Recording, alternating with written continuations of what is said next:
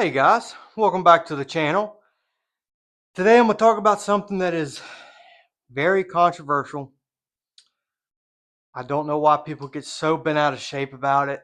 I watched a video a guy put on YouTube the other day, and he was just, his blood pressure had to be pumping, talking about why you shouldn't bear shaft.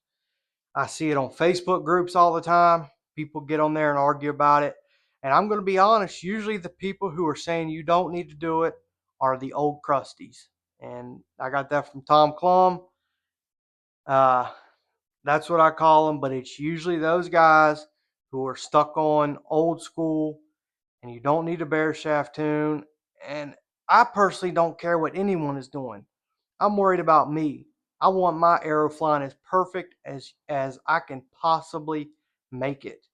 So I'm going to explain bear shaft tuning is shooting your shaft without feathers on it, a clean shaft.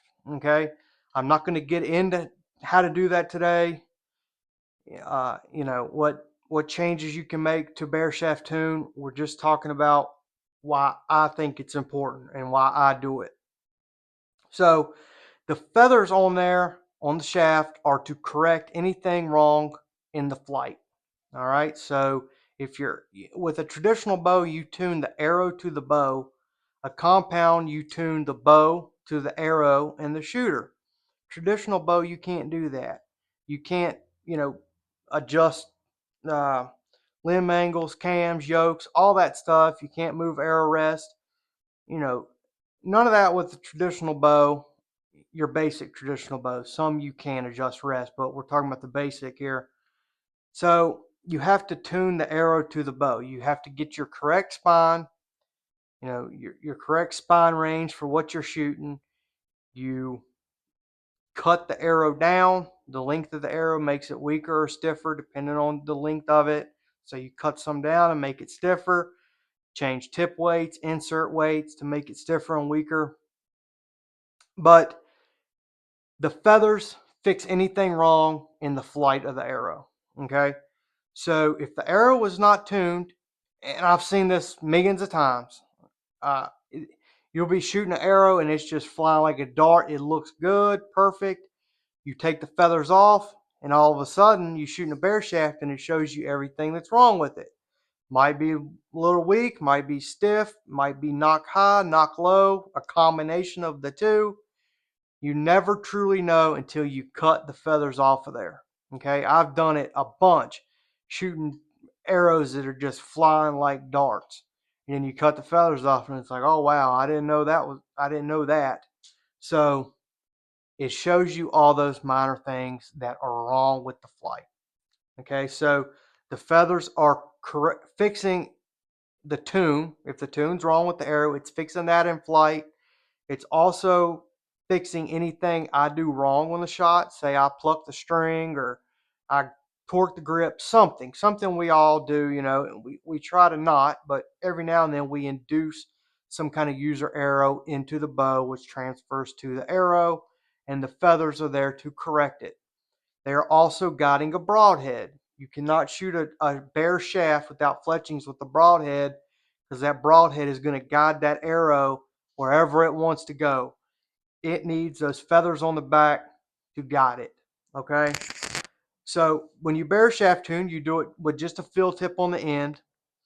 And I do it because I want that shaft, as long as I make a good shot, I do everything I'm supposed to do. I want that shaft coming off as perfect as possible. Then all the feathers have to do is fix any mistake I make and guide the broadhead. It's only having to do two things. So I might be shooting perfect in my yard. I go hunting. I do something not quite perfect when I shoot at an animal, which we all do. Hunting situations are not perfect, like shooting in our yard. I want those feathers on there to fix that. Okay. And while it's doing that, it's guiding the broadhead. I want those helping me as much as possible. If I don't bear shaft tune and I think it's flying good, but it's really not, those feathers are having to correct that bad tuned arrow in flight. They're having to work to correct anything I do wrong on the shot, and got a broadhead. It's having to do 3 things instead of 2. Okay, so let's say that the arrow's not tuned, but I don't believe in bare shafting. I'm just, it looks good, it's flying like a dart. Okay, but it's really not perfectly bare shaft. But the feathers are fixing it. So let's say that's the case. You shoot it. It's coming off. We'll say it's coming off stiff. Theirs are fixing it. It's flying perfect. So it's already having to correct that. And let's say it takes it 5 to 10 yards to correct that. Okay. So in 5 or 10 yards in flight to correct it, but you can't see it with the naked eye. It's correcting it, but we can't see it. So it's having to do that.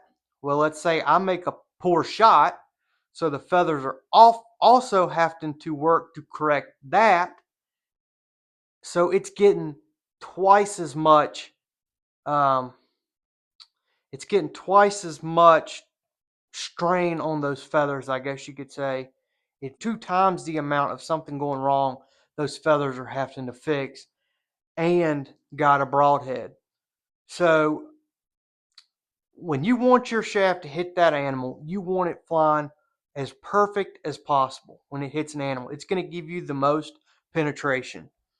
If this arrow is not flying straight, okay, it's flying straight, it hits, it's putting all the force, all the weight of the shaft straight into the tip. It's putting it perfectly straight on.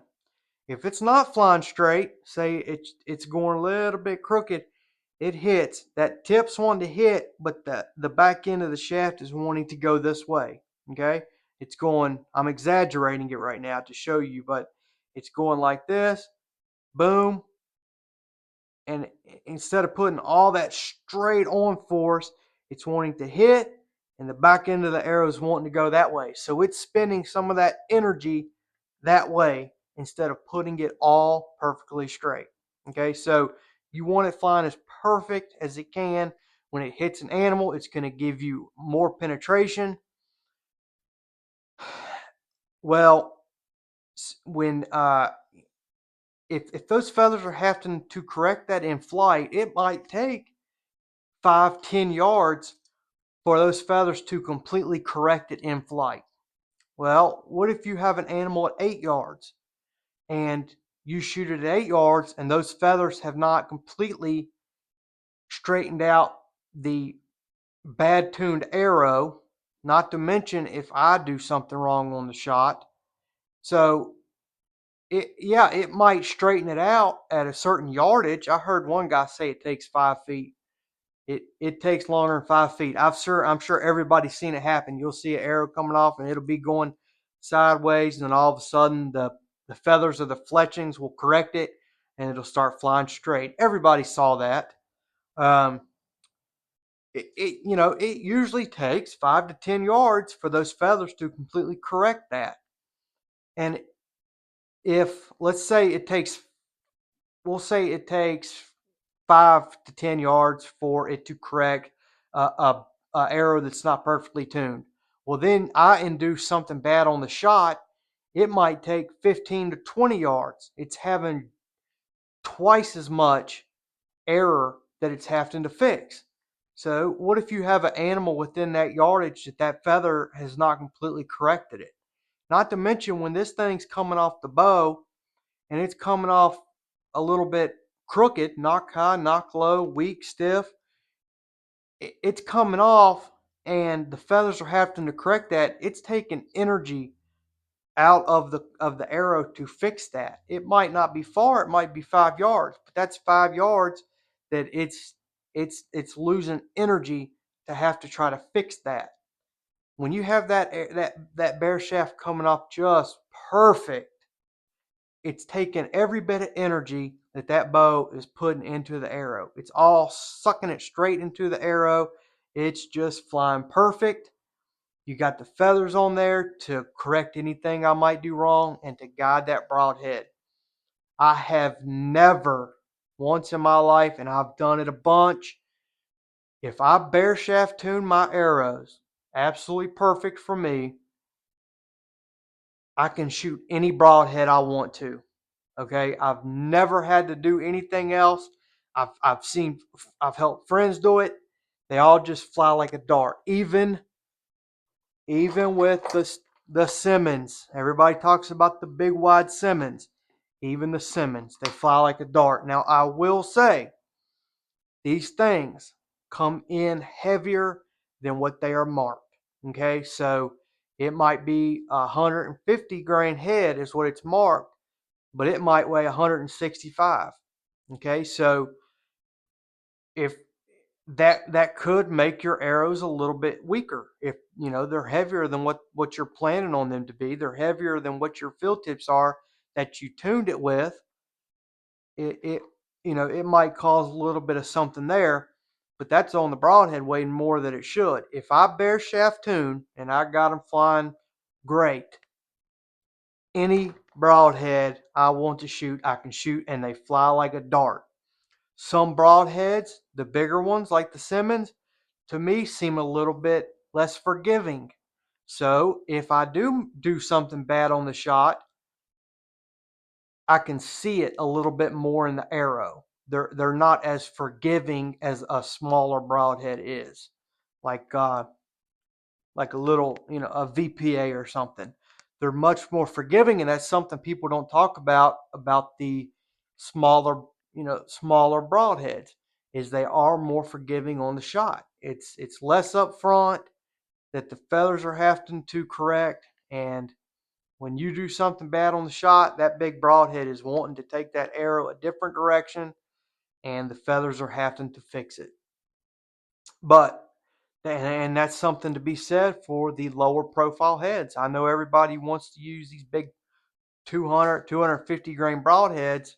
I don't do that. I use 125 grain tips and heads for everything. Judos, everything I use 125 grain tips so I can have a plethora of them. Anytime I buy broadheads, I have extra left over and I can have a bunch of different heads, tips, small game heads, blunts, all that. 125 grain tips. I add my extra weight with the insert. Whenever I build new arrows, I use the insert to add that extra weight that I want when I'm tuning or getting the overall weight of the arrow that I want to shoot with that particular bow. So I'm not a heavy arrow guy. I've talked about that. I prefer the flatter trajectory, and time to target is important to me. We're not going to get into that in this video. That's another controversial topic, but I've seen what works. I know what I like, and I stick with it. So we'll do another video just on arrow weight. But that is the reason for bare shafting. Okay, I don't want my feathers having to correct three things. I want them to just be correcting two, and to put everything the fletchings have. I want them to be able to fix as much of a problem I induce on a shot on an animal than having to work and fix a untuned shaft and my mistake and got a broadhead. Okay, so that's why I do it. I believe in it. It might seem complicated in the beginning. It's really not. Once you learn how to do it, have somebody that can teach you. I'm going to do a new video about how I bare shaft tune by cutting the shafts to get exactly what I want. But that's why I do it. I don't know why people get wrapped up in it. The only reason I could say not to do it is laziness, and there's not a single positive. The only positive I can think about not bare shafting is gives you more time to sit on the couch and watch Judge Judy reruns. So, also, untuned arrow coming off of the bow can be louder. Okay, it can be louder. It's losing energy. Also, when you have a perfectly bare shaft arrow, you don't have to run as big of fletchings. You can, a lot of people, the 4-inch is now the most popular, and 3-inch is becoming popular now. When you have a perfectly bare shafted arrow, You don't need as much fletching to have to work to correct that, since they're just correcting the broadhead and a mistake I do on the shot. You can get by with a smaller feather, which in turn makes it quieter, and it creates less drop in flight. It doesn't parachute as bad. Okay, so that's two pluses right there. You could, and it gives you a little bit more front and center. So if that's something you're interested in, the smaller the feather, the quieter, and better trajectory. I mean, at 20 yards, the difference between a 3 inch and a 4 inch, or a 3 inch and a 5 inch, might be 2 inches difference, but 2 inches is 2 inches. I mean, ask your wife. But anyway, guys, have a good one.